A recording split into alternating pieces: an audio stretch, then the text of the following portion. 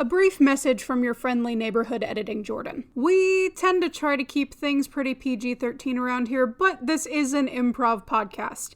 So, who knows what we're going to say. Sometimes we throw in some swearing, some sexual content, and some violence. So, as a general warning, viewer discretion is advised. Also to be noted, the opinions stated about a certain tabletop role-playing game are just that, our opinions. We love the game and we like talking about it. So, any criticisms are really just all in good fun. That being said, wizards, please hire us. Alright, with that out of the way, let's get on with the show. Aruba, Jamaica, It's been a couple of minutes. Where the hell are they? Levi's probably gaming. Oh, Pertuset texted me.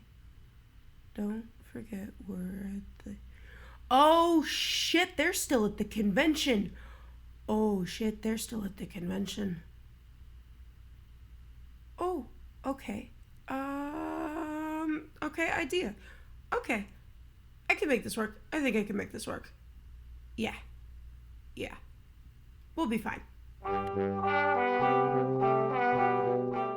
Hey everybody, welcome to the Nat One Podcast, aka Nope, because nope, you're not gonna want to hear what we're about to have to say. I'm Pertuset. I'm Levi. And I'm Jordan. And we're back from the intro. Hello friends, it is your friendly neighborhood editing Jordan, as well as your friendly neighborhood solo podcasting Jordan for this week. The guys were at a convention this week, so this week, I'm hijacking the podcast. So as we enter June, not only is it Pride Month, but it is also halfway to one of my favorite times of year, Halloween. I think I'm a couple weeks shy of the actual halfway to Halloween. But we're going to celebrate anyway, because I like spooky things, even though I'm a big old scaredy cat. So this week, I am going to be reading a couple of scary stories that I found on r/nosleep. And we're going to read those together and get real scared. Also, I had ChatGPT write a scary story, and we're going to read that together and see if it's any good. I pre-read it, and we actually had a pretty interesting, in-depth academic conversation about the principles of horror and how it appears in movies and television, but that does not make for good podcast content, so we're just going to read the scary story. Before we jump into our first scary story, I'm just going to put out a blanket trigger warning of this will be just stories that I found on the internet on Reddit, so I'm not really skimming for content. I tried to pick something that wasn't too bad, but just a general graphic content warning on top of our already standing warning on the podcast. There may be some mentions of violence, some gore, some creepy vibes. So if that's not really your thing, go check out a different podcast episode. Without further ado, here is our first scary story from r/nosleep from user Blair Daniels. The story is entitled, "My wife and I have been playing hide and seek for 3 days straight. I don't know what to do. In the past 72 hours, my life has been turned upside down. Our family has been thrown into chaos. My wife is missing, and I fear she'll never return. Let me start from the beginning. My wife and I started playing hide and seek with our 2 young kids. However, they're a little too young to hide effectively. They always hide in the same spot every time, so we found it's more fun for one of us as parents to hide, and the rest of us will seek. I've hidden from my wife and kids just by standing completely still in a corner of a dark room. It's amazing how our brains are programmed to see things that move. My wife gets a little more creative, but it's hard for us to do anything too elaborate because the kids are not very cooperative and waiting for us to hide. On Tuesday evening after work, we decided to play. My wife decided to hide first. I counted down from 10 with the kids holed up in the downstairs office. Ready or not, here I come. The kids bounded out of the room like wild dogs. I followed slowly, trying to get a sense of where my wife was hiding. I'd often try to figure out what room she was in first to gently guide the kids so that we wouldn't find her too soon or spend too long looking for her. I saw her when I entered the living room. She was crouched behind the couch. I could see a little bit of her elbow poking out from behind the upholstery.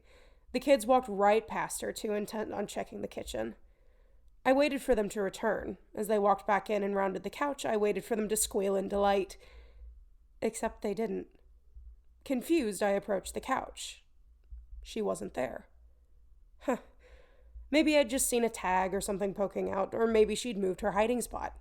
Wouldn't be the first time. As I said, she's more creative at this than I am. So we moved on. We checked the usual spots underneath the shelving in the garage, behind the kitchen door, even the lower kitchen cabinets. She wasn't in any of those spots. Maybe she went upstairs. I hadn't heard her go upstairs, but she can creep pretty quietly. I walked along the hallways, the kids in tow. "Jessie," I called in a sing-song voice, "we're going to find you." "Gotcha." Our bedroom door was open and there was a long, Jess-shaped lump under the covers. "Let's check Mom and Dad's room," I said to the kid, pattering footsteps as they charged behind me. I reached for the light switch, flicked on the lights, and then grabbed the hem of the comforter and yanked it off. My heart dropped. The bed was empty. I stared down in confusion. It must have been bunched up weirdly. I could have sworn it looked like a person under there.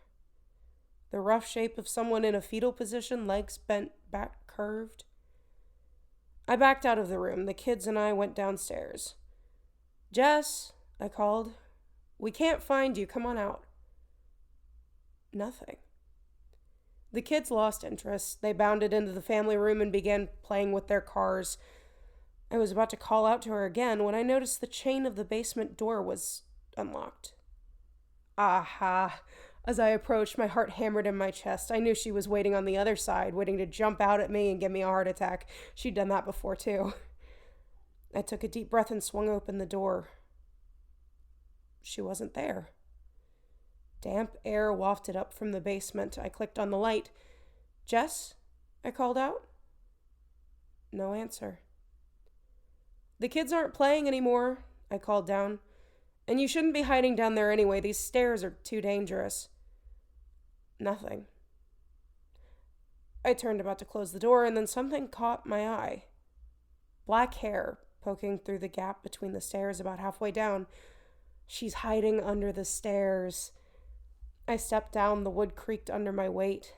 The hair glistened below me in the dim yellow light. I continued down the steps, avoiding stepping on her hair until I was standing on the concrete floor. I whirled around. Ah! But the space under the stairs was empty.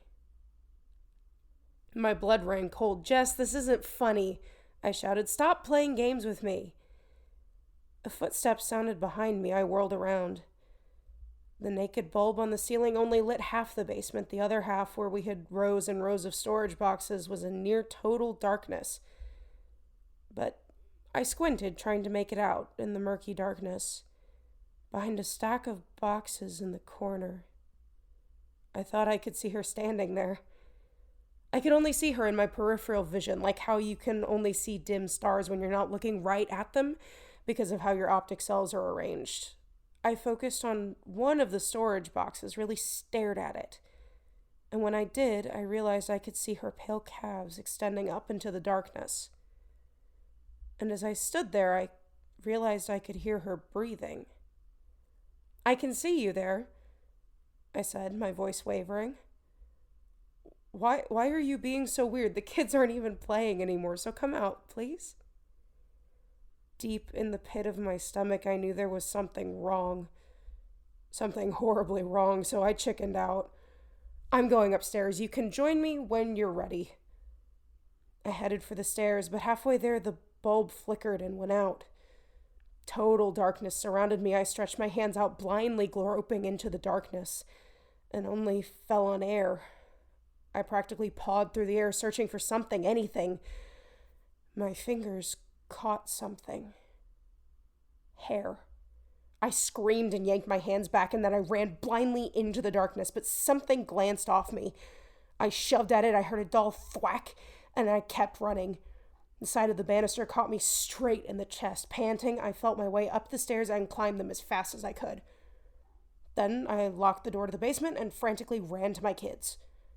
They were fine, but as I hugged them, I couldn't get the horrible thought out of my mind. The hair I'd felt, it was higher than my eye level. It was 6.5 feet off the ground. Jess is only 5'2". The police searched the entire house. My wife isn't there. They searched the backyard and patrolled in a 3-mile radius. They came up empty-handed. It's like she disappeared off the face of the earth. Except last night, as I rolled over in bed, I swear my fingers touched something warm. So, thank you, user Blair Daniels. I am already sufficiently freaked out, and it's only our first story. Hair. I hate that. In horror movies, because it's already something that's so gross. Hair where it's not supposed to be is icky in any context. So that was fun. Also, was anybody else, like, when you were a kid and you would play hide and seek, did anybody else get, like, freaked out if they were not found within a sufficient amount of time? Like if you had a really good hiding place, and it was really cool that you had a really good hiding place, but then you waited there for a little bit, and then you're like, wait, why has no one come in here? I don't like being alone, and the place that I have chosen is kind of creepy, and now I don't like this, and please somebody come find me. Like, that to me is what the story feels like. I don't know if that's a universal experience or just Jordan being a massive scaredy cat as a child and still being a massive scaredy cat. But yeah, that's a peek into my childhood. I was a little bit afraid to be alone during hide and seek, and that carried through to when we would play Infected, and people would run out in the woods and you would have to hide from each other in the woods. That got real scary. I think we talked about that on the podcast before, where like you would hear one of your buddies, but it was not one of your buddies, and it was just really terrifying experience. Hide and seek is a scary fucking game if you think about it. So on to our next story, still from r/nosleep. This one is from user The Eagle Strikes. And we're getting into a little bit of liminal space, weird room appearance and disappearance territory. This one is called, Did Anyone Have the Red Playroom at School? I've been reflecting on my childhood. There's a trauma-shaped hole that incessantly niggles away at my mind. I remember deeply disturbing bits and pieces from my time in the Red Playroom, and that only makes me fear what I've suppressed. I only ask whether any of you have had such a room at school because I read something online that seemed eerily reminiscent of my experience. It made me think that my school's perturbing playroom might not have been the only isolated anomaly. Unfortunately, I was right. I hosted a few friends at my house this evening, and most of them laughed at my seemingly odd question, but Sarah didn't. Her saucer-eyed face trembled as she nodded slowly. She and I went to different schools, so that only confirmed what I had always feared. The Red Playroom was not a figment of my imagination. It was more sinister than I thought, and believe me when I tell you what Sarah and I experienced was already sinister enough. Do you want to talk about it? Sarah asked after the rest of our friends had left. I nodded. It's all I've been able to think about this evening. Who goes first? She gulped. You. Let me summon the courage. At my school, the Red Playroom was a dreaded place. None of us wanted to play in there, and the teachers never told us about it. We just happened upon it, wedged between a storage room and the far wall of the school. There was an inconspicuous door. Did this used to be here? Tim asked, pointing it out during our lunch break. He opened the door to reveal a small box room. 10 by 10 feet, with bright red walls, gray carpet, and a tiled ceiling, and that horrible fluorescent light. There was an assortment of various toys on the floor, and the detached hood of a yellow floral coat. We should go and hand it in to Miss, Stacy chirped up. Tim thumped her in the arm. Snitch, don't ruin this cool little hideaway by telling the teacher that we're in here. I don't like it, I said. It's too bright. I'm quiet, Thomason whispered. Good, Tim laughed, bounding into the red room. This can be our hideout. I don't think we should go in there, Stacy said. Well, go away then, Tim snorted, turning to me. Jake? I begrudgingly stepped inside, not wanting to have my cool card revoked. The carpet felt too soft beneath my feet. That's a weird comment to make because I was wearing shoes, but it's the only way I can describe it. Everyone other than Tim seemed frightened. Being the boisterous leader of the group, he had to appear unfazed, but I always wondered whether he secretly felt what I know the rest of us must have felt. We didn't belong there. But that didn't stop Tim from taking us into the red playroom day after day, week after week. We just sat and talked, pretending not to be terrified of the uneven place. Tim said it was a great room for just getting away from people. I think he wanted to seem tough. Tough enough to handle the horror. One day, however, some new toys appeared. "Look at this cool thing," Tim laughed, picking up a small ball with a smiley face on it. "Buck the Chuckler, its tag says." "It's horrible," Thomason shuddered. "Nah, he's smiling, he's friendly." Tim smirked, preparing to throw Buck at Thomason. She winced, and Tim cackled, placing the ball back on the floor. I rolled my eyes at her, drawing circles in the air around my ear to indicate what I thought of Tim, and she giggled. "What's that one?" Stacy asked, pointing at a small figurine on the ground. Tim picked it up, and we gathered around to get a better look. It was a plastic man dressed in a green hooded raincoat. At that moment, the bell sounded. "Come on," I said, "let's go." As we entered the classroom, something caught my attention. "Why did you bring that with you, Tim?" I sighed. My friend grinned, stroking the figurine. "Nobody's gonna miss him." "Yes, they will. You're gonna get in trouble," I said. "Whatever," Tim shrugged, fiddling with the figurine's limbs. "Probably gonna chuck it anyway. His arms and legs don't even move." "He's not an action figure, dumbass," I said, rolling my eyes. On the way out of the classroom, Tim threw the figurine into the bin, much to my annoyance. I wanted to fish it out and put it back in the red playroom, but our teacher was standing nearby, and I didn't want to incriminate myself. So I left it. And I wish that had been the end of the story. But the next day, Tim was pale-faced and fidgety. "What's up with you?" Thomason asked. Tim asked absent-mindedly. "Nothing, just pulled an all-nighter." "Want to go to the red playroom?" Stacy asked, attempting to sound braver than usual. "No, that room's lame," Tim shivered. Yet when the girls moved out of earshot, my friend leaned over and whispered something unnerving. "I saw the green raincoat man in my room last night." "What are you—" I began, but I was interrupted by the lunch bell. That was when something happened which shattered my town for years to come. As I was walking into the main school building, I noticed that Tim had fallen behind me. When I turned to face him, however, he was nowhere to be seen. Search parties worked tirelessly over the coming weeks, but the boy was never found. That was 15 years ago, and his parents still long for answers. They're never going to get any because nobody would believe the truth. When I ran into the building to seek help, the door to the red playroom was gone, and I started to convince myself that maybe I'd imagined the entire thing. I think Stacy and Thomason did the same.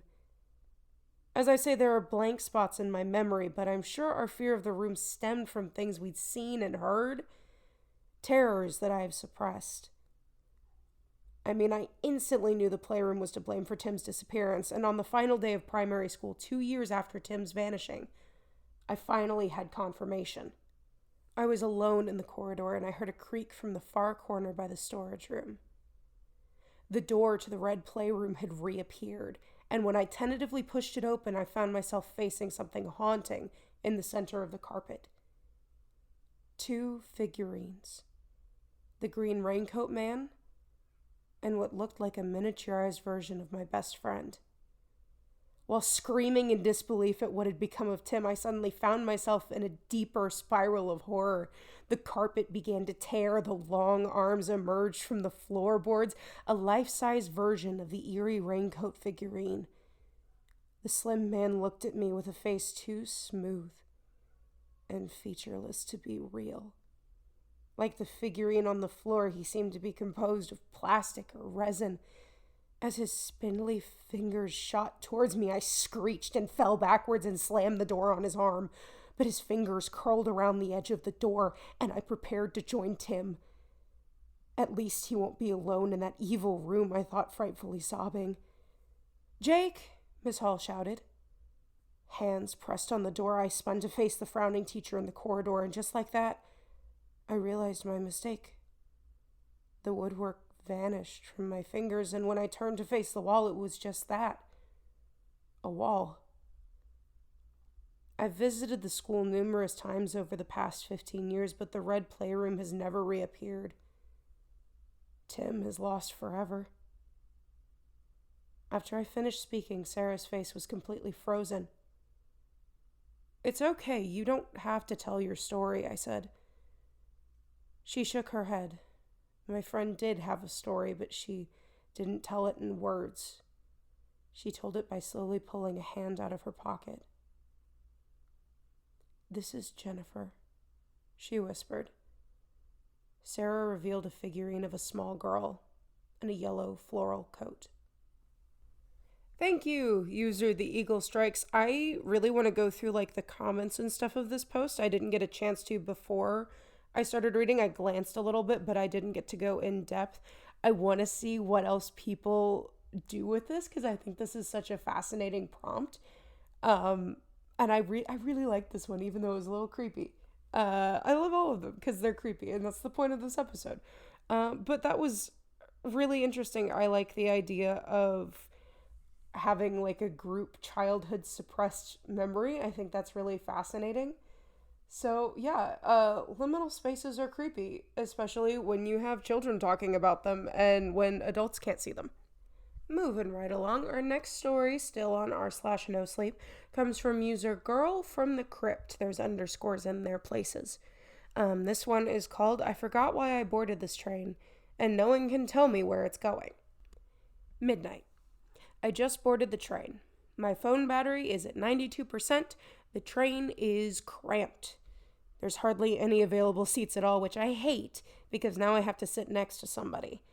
I choose the spot on the left of the guy who looks like he's been ripped from a Western movie.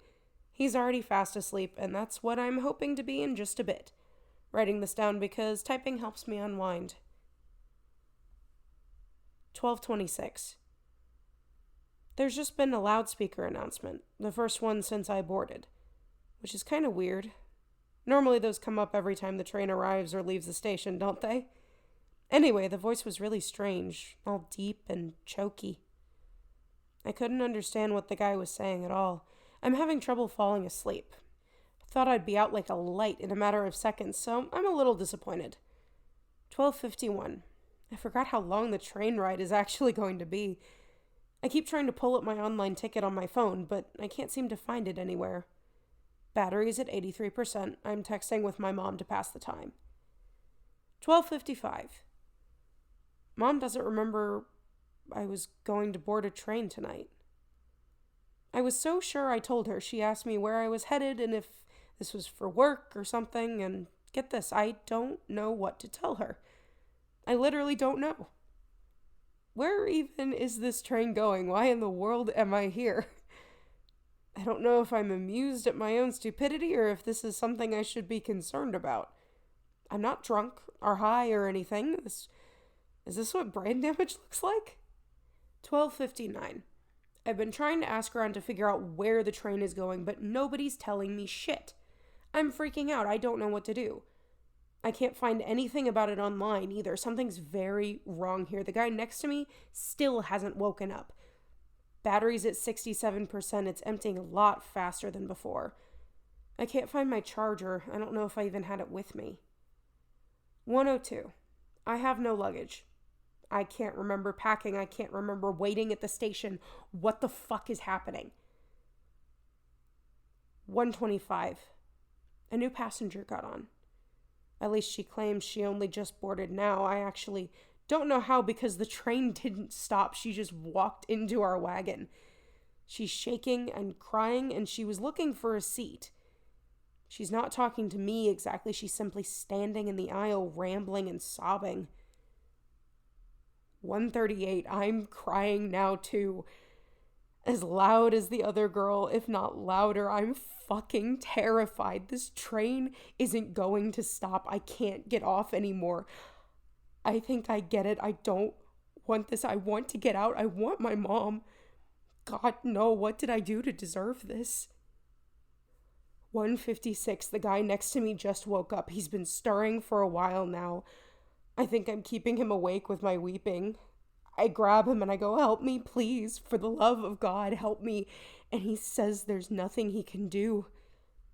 He asks for my name and I tell him it's Julie. And he says his name is Jack. He goes, Julie, you gotta calm down. Either you calm down or you end up getting thrown off the train, and you don't want to get thrown off the train. So I ask what happens when you get thrown off, and he says you'll never get to the final destination, but you can't go back either. I ask if there is a way back, and he just shakes his head no. I don't want that to happen. Not to me or anyone, so I start trying to calm this girl, but it's really difficult. She keeps wailing and thrashing around, and I tell her that I get it because I'm scared too, but she won't hear it. She literally hit me square across the face. I think I'll stop now. 2:37. The girl got thrown off. There was train staff, 2 of them. They grabbed her and just dragged her away. I don't know where to. I tried to follow them, but Jack held me back. He says that I'll lose my internet connection soon, but we're almost there. Arrival is scheduled for 3 a.m. 2:56. I've spent the last couple of minutes texting my mom. I tried to call her too, but it's not letting me. So I sent her a voicemail, and she sent one back. She's a little confused because I kept telling her how much I love her. She's up really late for me, and she says she'll go to bed now, so I sent her another good night voicemail. I hope she keeps it for when she misses me. I've listened to her over and over, and her voice is as sweet and as comforting as always. I have to turn my phone off now. It's nearly dead anyway. Jack is still awake. We're going to the same place, so I guess I'll just keep him talking. He's very understanding, actually. He's been on the train longer, so he's had more time to deal with it all. We're both looking forward to getting off the train by now. 10 a.m. This is going to be really hard to explain. 7 hours ago, I woke up in a hotel room. Some guy T-boned my car, and apparently things were looking dire for me. I was unresponsive. In fact, the medical staff thought I was gone for good. Here's the thing, I found these notes on my phone. The stuff I shared up above, I swear I don't remember any of this shit. My mom only just got notified of my accident and she's on her way here. I already went through our chat history and the texts and the voicemails I've been describing. They're there. It's all there. It's all written out while I was out cold. Doctors fighting for my life. There should have been no way for these notes to come into existence. I can't fucking believe it. I don't know what to make of it. That is, I do know, but the implications are just too much for me right now. I figured I'd post this. I'm gonna sleep some more now and wait for my mom to get here. I can't wait to see her. Thank you, user Girl from the Crypt. I want to call my mom now. That was terrifying. Or not even terrifying. It's just so unsettling. It was really freaky. Love it. So for our last story, we have our submission from ChatGPT. It's entitled Haunted House Horror. So hopefully ChatGPT gives me a good scare, which is easy because I am already scared and I will be watching The Muppets until I pass out tonight. I always loved exploring abandoned places, so when I heard about the old dilapidated house on the outskirts of town, I couldn't resist the urge to check it out. The locals said it was haunted, but I dismissed it as mere superstition. One gloomy afternoon, armed with my flashlight and my curiosity, I made my way to the house. The place was covered in overgrown weeds and its paint was peeling off. As I stepped through the creaky front door, a shiver ran down my spine, but I pushed forward undeterred. The interior was filled with dust and decay. The air was heavy with the smell of rot. I cautiously made my way from room to room, documenting everything on my camera. It seemed like any other abandoned house, until I stumbled upon a small, hidden door behind a bookshelf. Intrigued, I pushed the bookshelf aside and opened the door. What I discovered sent a chill through my entire being. It was a secret basement, dimly lit by a single flickering bulb. The air grew colder, and a sense of unease washed over me. I hesitated, but ultimately descended the creaky wooden stairs. As I reached the bottom, I noticed a strange markings on the wall. A mix of cryptic symbols and ominous messages. I couldn't shake off the feeling that I was being watched. My flashlight flickered, casting eerie shadows that danced along the walls. Just as I was about to turn back, I heard a faint whisper, barely audible. It seemed to come from the darkest corner of the basement. "Get out," it hissed. My heart raced and my instincts screamed at me to leave, but curiosity held me in its grip. I approached the corner slowly, the beam of my flashlight revealing a hidden alcove. And there, in the shadows, I saw it. A tattered journal seemingly untouched for years. Trembling, I reached out and opened it, my hands shaking as I read its pages. The journal contained disturbing tales of a deranged occupant of the house, a recluse who had conducted unspeakable rituals and sacrifices. As I turned the pages, the whispers grew louder, surrounding me from all directions. It felt as if the house itself was alive, its dark secrets awakening. Panicking, I sprinted up the stairs, desperate to escape. But as I reached the top, the door slammed shut with a force that rattled the entire house. I was trapped. The whispers grew louder, morphing into menacing laughter that echoed through the halls. I pounded on the door, begging for release, but my pleas fell on deaf ears. The house had claimed another victim, ensnaring me within its haunted walls. I could feel its malevolent presence closing in, ready to devour my soul.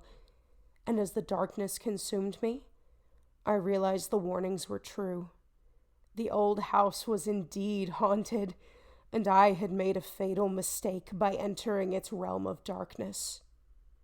I hope that gives you a good dose of chills. Thanks, ChatGPT. So that was fun and sufficiently spine-tingling. I don't know if anybody else is as freaked out as I am now, but I'm gonna sit with all of the lights on and watch cartoons because I'm gonna cry. I also might call my mom. Thank you, Reddit, for sufficiently scaring the crap out of me, and thank you, ChatGPT, for honestly quite the compelling story. I'm fascinated and I would watch that movie. Not saying that ChatGPT should write it because pay writers, but I would like to see somebody use that story as a prompt to write an actual horror movie. So yeah, this has been Editing Jordan's solo episode of the Nat One Podcast. If you'd like to see more of this content where we just have spooky, scary story time, that is definitely something that we can look into doing more often, whether that's just me or with the other guys here too. So, yeah, go check out another episode of the Nat One Podcast, or go check out some of our gaming content. I know Pertuset and Levi and sometimes Taryn work very hard to bring compelling gaming content to the channel. Have a great rest of your day, and go watch more spooky shit, and happy halfway to Halloween, friends. Hey, we hope you enjoyed the episode you just listened to. If you really like our content, make sure to like, subscribe, and ring the bell for notifications on YouTube, and look for us on Spotify. If you'd like to see us continuing to do more fun projects in the future, consider supporting us on Patreon. You can find our page linked in the description above all of our other social media links. And finally, if you'd like to keep up with the zany shenanigans of our lives and check out some more skit-based content and things like that, check us out on Twitter and TikTok, links in the description. And hey, thanks!